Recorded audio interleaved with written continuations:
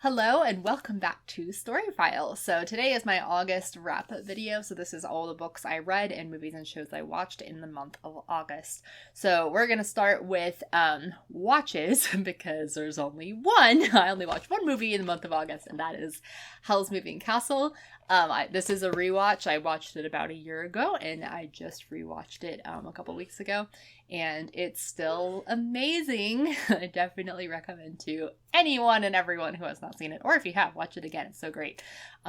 So basically it follows the story of a girl who is cursed by a witch to become an old woman, and she meets a wizard named Howl and lives in his castle that walks. It's moving castle, and shenanigans ensue. So let's just leave it there.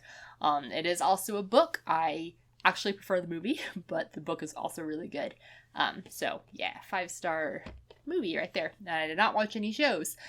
So that's a short list. Now let's go on to books. This is as of August 20th that I am filming, so there might be some extra footage here at the end of any books I read for the last 11 days of August. But as of August 20th, I have read 5 books. So starting with The Little Prince. This is a reread for me. It is a very simple story. Not a whole lot really happens. The main character is a pilot who crashes his plane in the desert and meets a little prince from this tiny little planet, and they share lots of stories.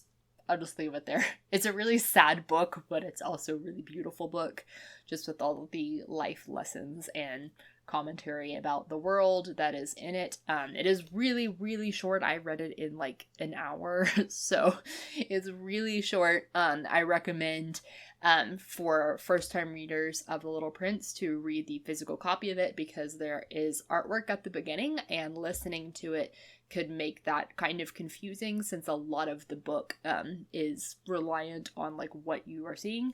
So I would at least look at the pictures first to kind of like know what's going on, but otherwise, the audiobook is great as well. So 5 stars.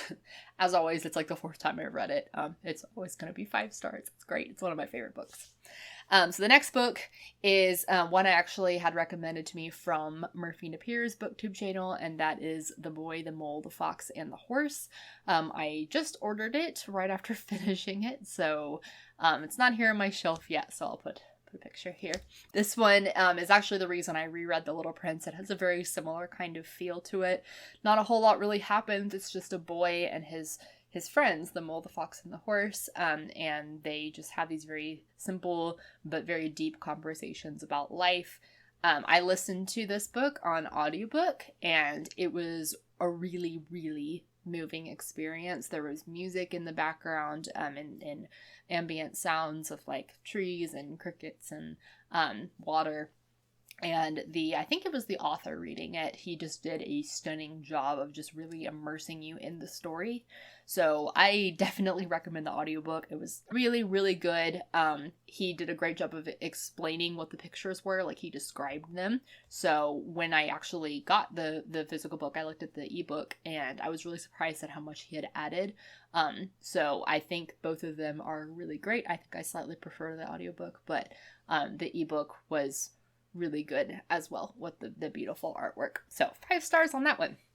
The next one is a Newbery Honor book from the late 2000s, and that is Where the Mountain Meets the Moon by Grace Lin. This one is kind of like a Chinese mythology adventure story. It's kind of hard to put it in a genre, but it's just another very simple story. See a theme of the reads and watches for the month.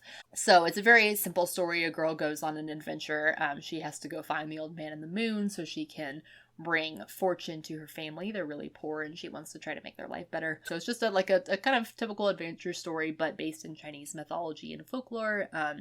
And it was just a really nice, wholesome story. So I gave that one 5 stars as well.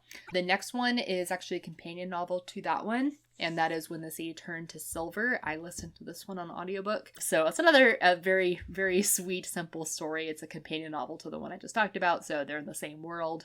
Different characters, I think, but they are the same world, the same mythology, same kind of thing. So in this one, a little girl goes on an adventure with her friend, a little boy. They have to go rescue somebody that she cares about, and they have to find a specific object to like basically trade in for the person.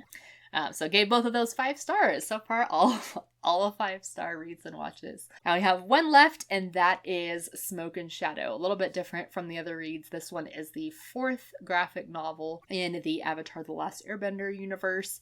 Avatar is probably my favorite story of all stories. I will probably be talking about it a lot on the channel. I love Avatar so much.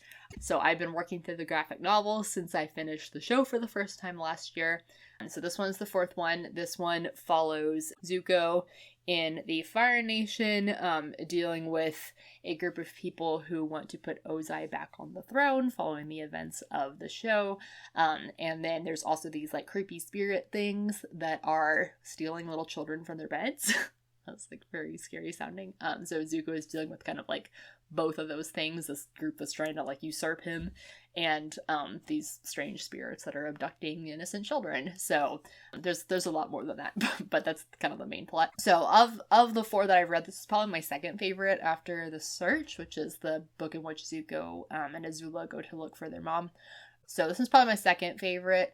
I did really like it. I have not liked any of the comic books as much as I've liked the show. I mean, it's just a different medium to enjoy it in. The plots I generally like. I've enjoyed all of the different like storylines that we've seen. I like all of the animation. The drawing is really good. The thing I haven't really liked is the characters. The characters are my favorite part of the show, and they just don't feel the same to me. I know it's different, like you don't hear them, but I don't know, there's just a lot of out of character moments, and it just kind of takes you out of it a little bit. So I've not been as impressed with the character work, but I have really enjoyed the stories and the artwork and just like the world building in each of them. So I do recommend them for any hardcore Avatar fans. So I'll give that one 4 stars, and everything else got a 5. I will be continuing with the other 2 comics, North and South, and In Balance, in the month of September. So stay tuned for that. It is now August 29th, and I read a bunch more books. I read a total of 14 books in the month of August, which is the most I've read in a long time. So this is the second half of the video feature, Rebecca here. So the first book I read after my last part of the video was And Every Morning the Way Home Gets Longer and Longer by Frederick Bachman. I've never read a Frederick Bachman book before. This is the first one. I read it in one sitting, and I really liked it. It was super, super sad, but super good. It's just basically a grandpa, his son, and his grandson working through the grandpa as he is aging and losing his memory. So very serious, a lot different from one of the other stuff that I read this month.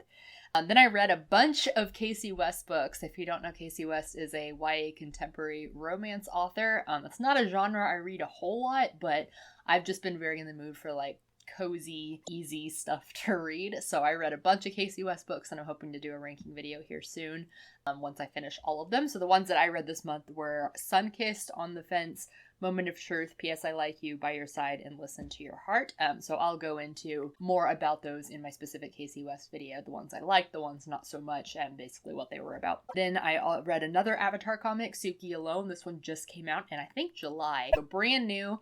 And it's about Suki when she goes to the Boiling Rock before Sokka and Zuko show up, and what she was doing there at her time in the prison.